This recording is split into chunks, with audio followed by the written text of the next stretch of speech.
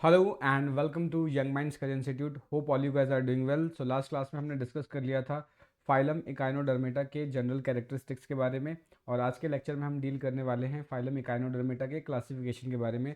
Hope आपने मेरे channel को सब्सक्राइब कर लिया होगा। अगर आपने चैनल को सब्सक्राइब नहीं किया तो आई अर्ज की चैनल को सब्सक्राइब कर लीजिए, प्रीवियस वीडियो एक बार ज़रूर देख लीजिए सो दैट कि आज की क्लास का सारा लिंक आप इजीली इस्टेब्लिश कर सकें। और आज जो भी हम यहाँ पे नोट डेवलप करेंगे वो डायरेक्टली आप मेरे वेबसाइट या टेलीग्राम चैनल से डाउनलोड कर सकते हैं। तो डायरेक्टली मूव करते हैं अपने टॉपिक पे, जो कि है क्लासिफिकेशन ऑफ फाइलम इकाइनोडर्मेटा। तो अगर हम क्लासिफिकेशन की बात करें फाइलम इकाइनोडर्मेटा को, तो इकाइनोडर्मेटा को हम दो पार्ट में डिवाइड कर सकते हैं। वन इज इलिथ्रोजोआ और दूसरा क्या है, पेल्मेटोजोआ। यानी यहाँ पर जो फाइलम इकाइनोडर्मेटा है उसको दो सब फाइलम में डिवाइड कर सकते हैं। One is eleutherozoa, another is पेल्मेटोजोआ।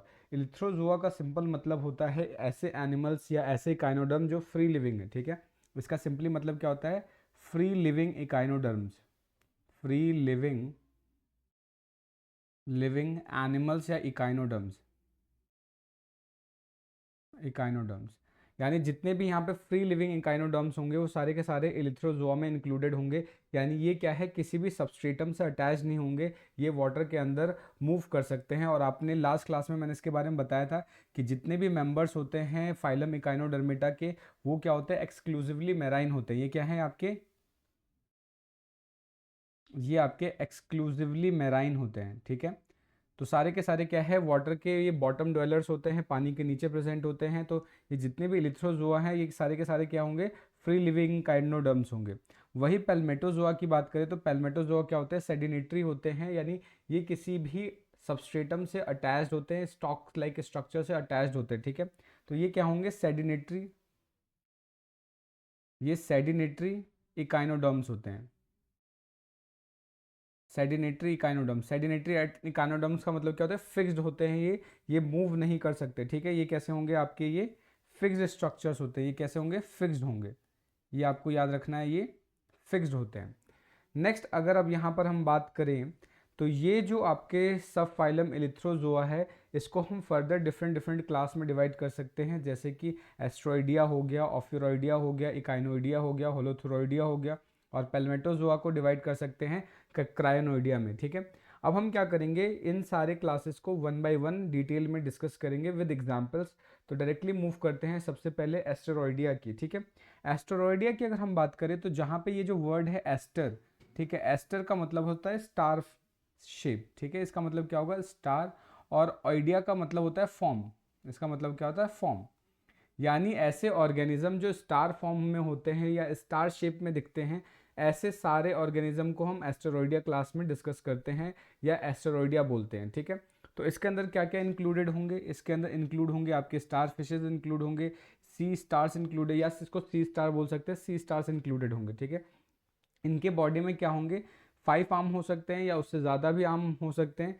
लेकिन ये क्या है, not sharply marked off from the central disc. लेकिन ये जो ये सेंट्रल डिस्क है, इसके ये जो बीच में ये जो डिस्क है, इसको हम क्या बोलते हैं, रिंग कैनाल या सेंट्रल डिस्क को की बात करें तो सेंट्रल डिस्क से ये शार्पली मार्क्ड नहीं होता, नहीं ये अलग से नहीं दिखते। जैसे सपोज करो यहाँ पर क्या है, शार्प मार्किंग नहीं है, ये सारे आपस में मिक्सड है। ये इस तरीके से आप देख रहे हो, ये क्या है, यहाँ पे आपको शार्प मार्किंग देखने को नहीं मिलती।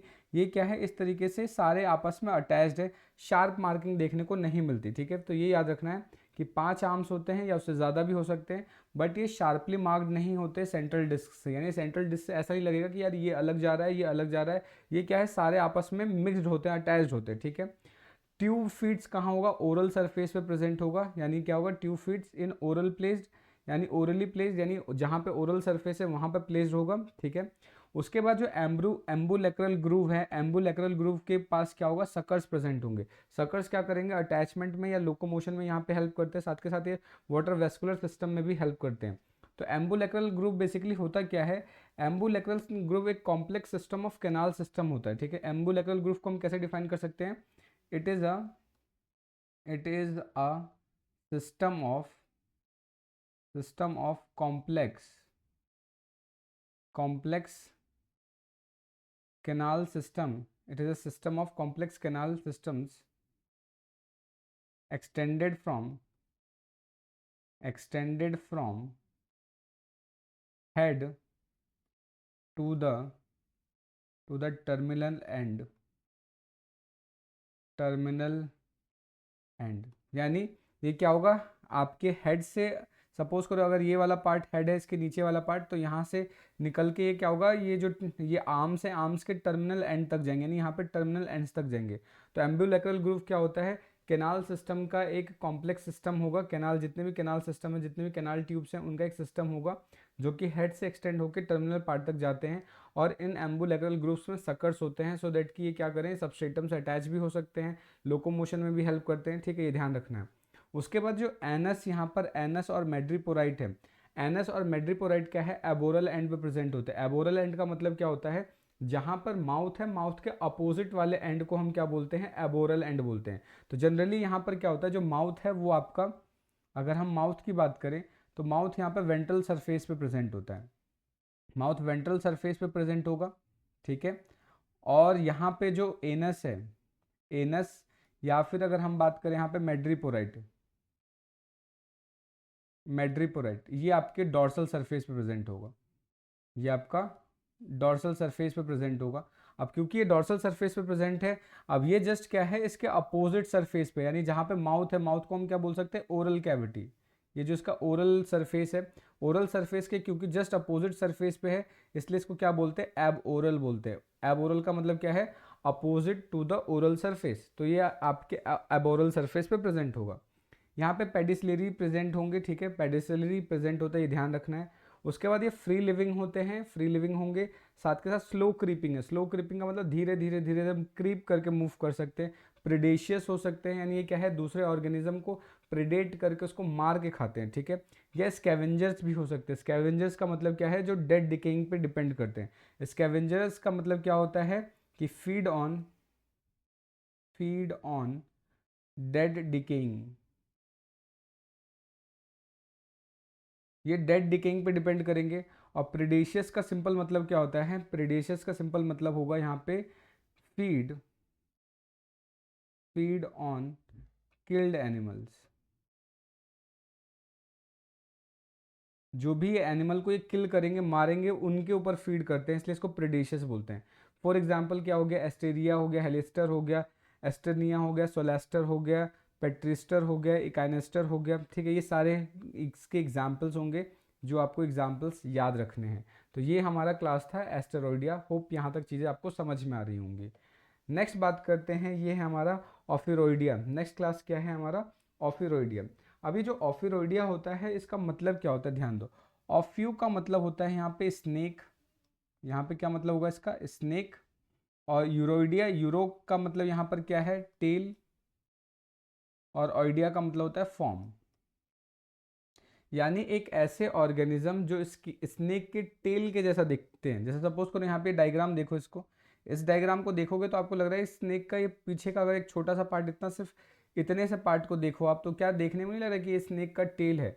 तो एक ऐसे ऑर्गेनिज्म या एक ऐसा क्लास जहाँ के ऑर्गेनिज्म का जो स्ट्रक्चर है, जिसका शेप है, वो स्नेक की टेल के जैसा लगता है, तो उन सारे क्लासेस के मेंबर्स को क्या बोलते हैं, ऑफिरोइडिया बोलते हैं, ठीक है।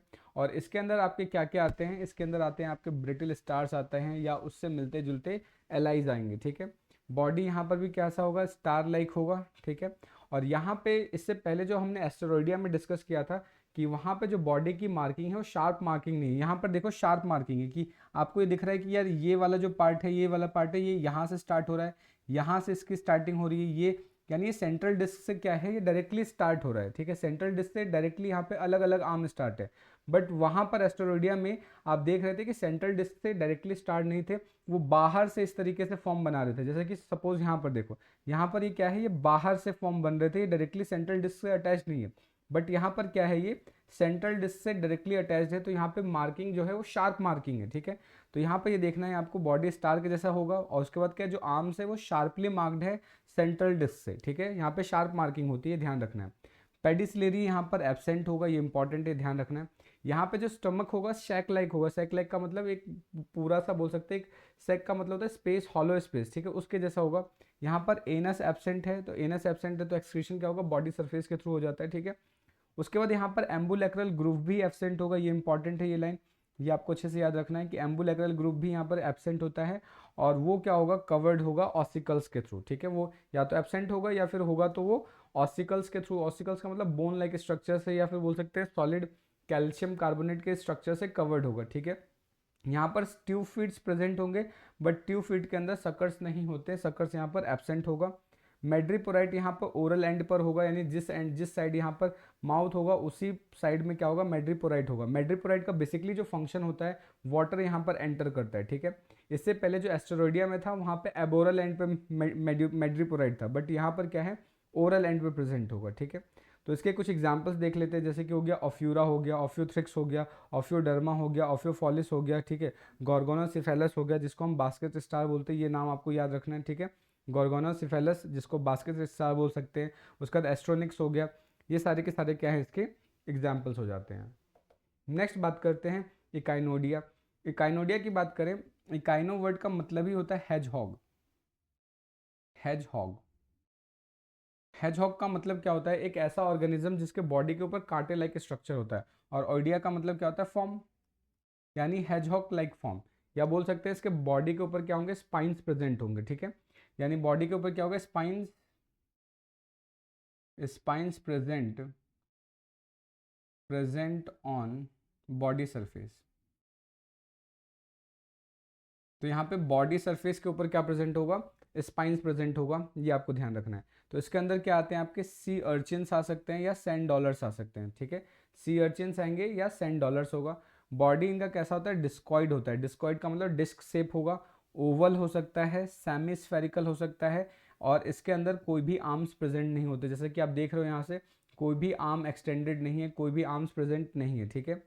इसके बाद क्या है, स्केलेटन के ऊपर क्या होगा, मूवेबल स्पाइन प्रेजेंट होता है, ठीक है। यानी जो इसके ऊपर जो स्पाइंस होगा वो मूवेबल होता है। एंड 3 जॉड पेडिसिलियरी, यानी यहाँ पे 3 जॉ पेडिसिलियरी होगा, ठीक है। यानी जो पेडिसिलियर होगा उसके अंदर 3 जॉ प्रेजेंट होंगे।